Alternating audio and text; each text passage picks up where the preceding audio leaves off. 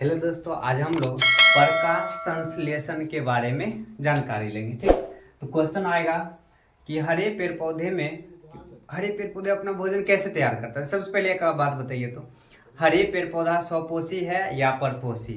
ठीक, तो क्या हो जाएगा, स्वपोषी या परपोषित। क्या हो जाएगा, स्वपोषी। स्वपोषी का मतलब क्या होगा, जो अपने से भोजन तैयार करे उसको क्या कर देना है, स्वपोषी।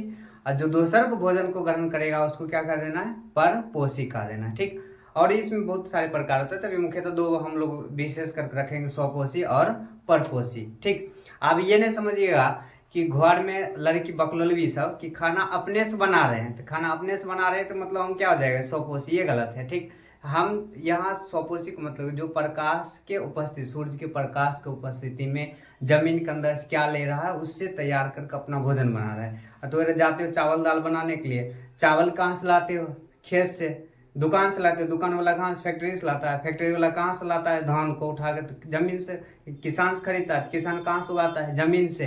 तो मतलब एक छोटा सा पौधा से इतने चावल जो बन गया है, इस चावल कैसे बनाती है, इस जो पौधा जो होता है, पौधा क्या करता है, सूर्य से प्रकाश लेता है, मिट्टी के अंदर से जल खनिज लवण लेकर अपना भोजन को तैयार करता है। और वह जो तैयार करने के बाद उसमें जो भोजन तैयार होता है, उसके बाद जो वहाँ से फल जो निर्माण होता है, उस फल को ही हम लोग जो ग्रहण करते हैं, हम लोग क्या हो जाएंगे, परपोषी हो जाएंगे। पेड़ पौधा क्या हो जाएगा, स्वपोषी हो जाएगा। तो आइए ध्यान समझिएगा इसमें कि हर एक पेड़ पौधा अपना भोजन को कैसे तैयार करता है। सबसे पहले समझिए सूर्य के बारे में।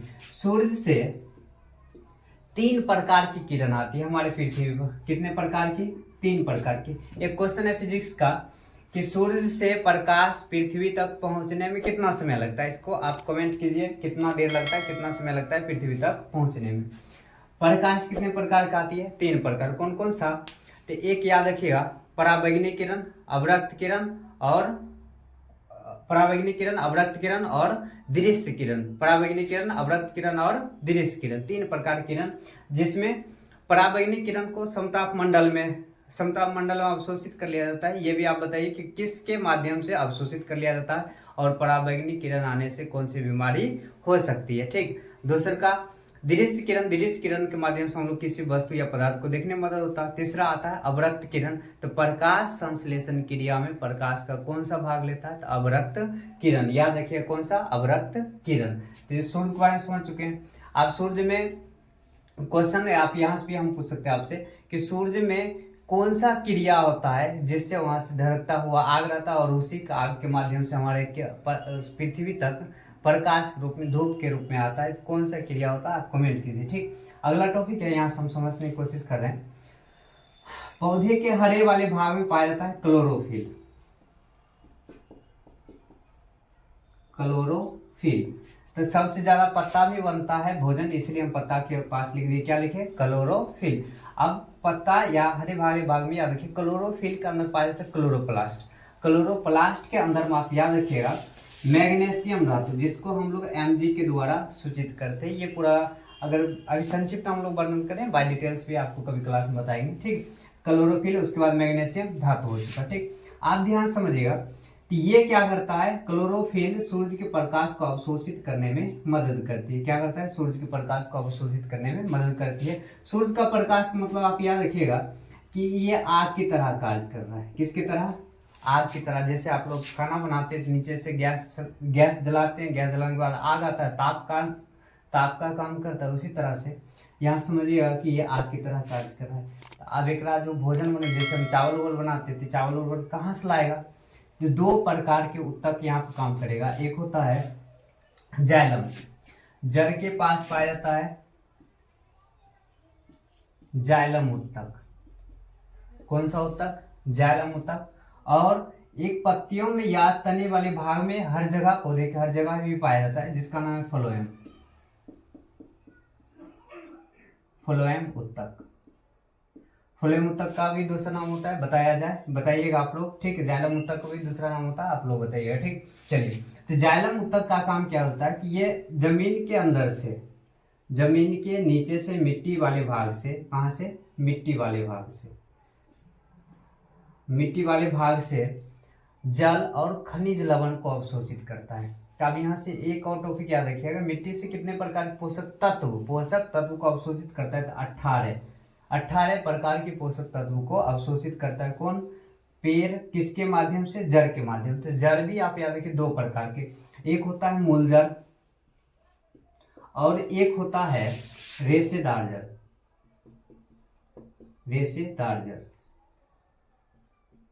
एक कौन सा, मूल जड़, दूसरा का रेशेदार जड़ होता है। ठीक, अब दोनों, ये मूल जड़ का काम क्या है, तो मूल जड़ का मेन काम है कि इसको सुरक्षित पहुंचाना, एकदम मजबूती के साथ जमीन के अंदर धंसा हुआ रहता है। आप ये नहीं समझेगा ये मोटका जड़ है तो ये पानी ज्यादा खींचेगा, ये खींचने वाला काम नहीं करता है, ये सिर्फ इस पौधे को मजबूती करने में प्रदान करती है। और रेशेदार जड़ जो होता है, रेशेदार जड़ ही अलग अलग जगह पर फैलता है और वहां से पानी और साथ ही साथ में खनिज लवण को अवशोषित करता है। तो आप याद रखिएगा, सबसे किनारे वाले भाग में जो ये होता है रेशेदार, इसको मूल रोम कहते हैं, मूल रोम कहते हैं। तो मूल रोम के माध्यम से ही जल और खनिज लवण खींचता है, कहाँ, जड़ के अंदर। और वहाँ कौन सा ऊतक पाया जाता है, जाइलम ऊतक। और ये जाइलम ऊतक जल और खनिज लवण लेकर कहाँ पहुंच जाएगा, तो पत्ती वाले भाग में, हरे वाले भाग में आ गया कौन चीज, जल और खनिज।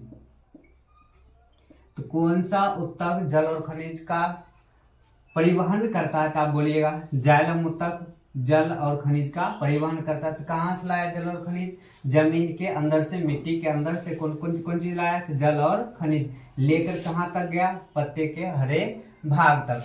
और पत्ते के हरे भाग में क्या पाया जाता है, क्लोरोफिल। क्लोरोफिल क्या होता है, तो सूरज के प्रकाश को अवशोषित कर लेता है और इसके माध्यम से क्या बनता है, प्रकाश संश्लेषण की क्रिया होती है। ठीक, आप ध्यान से समझिए, इसमें एक बहुत अच्छा टॉपिक है, रिजेक्शन पूछा जाएगा कि कैसे होता है इसका रिजेक्शन। पूरे बात को लिखना, उसके बाद नीचे रिजेक्शन लिखना, कैसे हो जाएगा। तो जमीन के अंदर सुनने के लिए लिया है। और एक और इम्पोर्टेंट टॉपिक कि हमारे वायुमंडल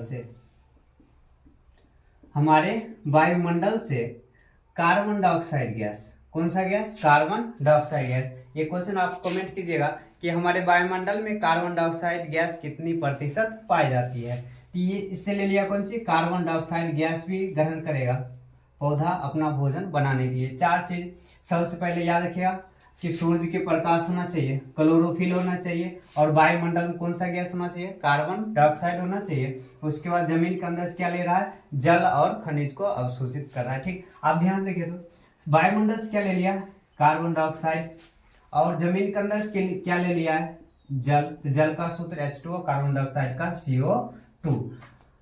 अब ऊपर से सूर्य से कौन सी ले लिया, सूर्य का प्रकाश, सूर्य के लिए क्या ले लिया, सूर्य का प्रकाश ले लिया। और इस पत्ती के अंदर क्या पाया जाएगा, क्लोरोफिल।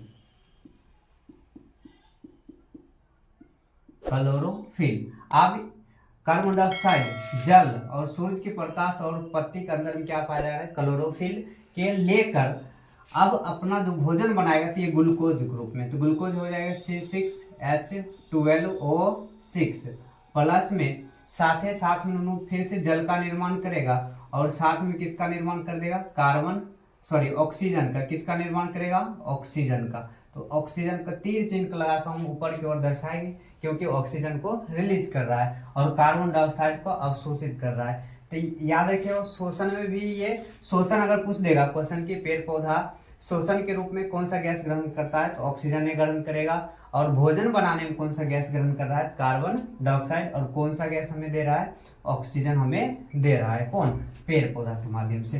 कार्बन डाइऑक्साइड इसमें हो गया, जल हो गया। उसके बाद ये जो बना है इसका नाम है ग्लूकोज। क्या नाम है, ग्लूकोज। यही ग्लूकोज भोजन के रूप में पेड़ में उपस्थित रह जाता है। जल क्या करता है, इसमें अगर जल अधिक मात्रा में बन गया तो ये जल को वाष्प के रूप में बदल देता है। ठीक, और ऑक्सीजन अगर इसके अंदर है तो शोषण का कार्य तो पहले ऑक्सीजन कर लेगा, उसके बाद जो भी ऑक्सीजन बचेगा ये हमारे वातावरण में रिलीज कर देता है, जिससे हम लोग जितना भी जीव हैं सांस लेने में इसका उपयोग करते हैं। अब ये संक्षिप्त था, इसलिए इतना शॉर्ट में बताया। इसका डिफिनेशन कैसे देना है, तो बोलना है कि हरे पेड़ पौधा के जड़ में, रेशेदार जड़ में जाइलम ऊतक पाया जाता है। रेशेदार जड़ के सबसे अगले भाग को मूलरोम कहते हैं, जहां से जल और खनिज को अवशोषित कर पत्तियों तक लाया जाता है। इतना लिखना है। उसके बाद कहना है कि वायुमंडल में कार्बन डाइऑक्साइड, सूर्य की प्रकाश और पत्ती के अंदर में क्लोरोफिल की उपस्थिति में अपना भोजन को तैयार करता है। तो यही पूरी बात को आप लिखिएगा। ये क्वेश्चन आएगा तो डायरेक्ट 5 नंबर में आएगा साइंस में। कितने नंबर में? 5 नंबर में आएगा। तो ये आपको संक्षिप्त में रहा, बाय डिटेल्स कभी हम क्लास में चर्चा करेंगे।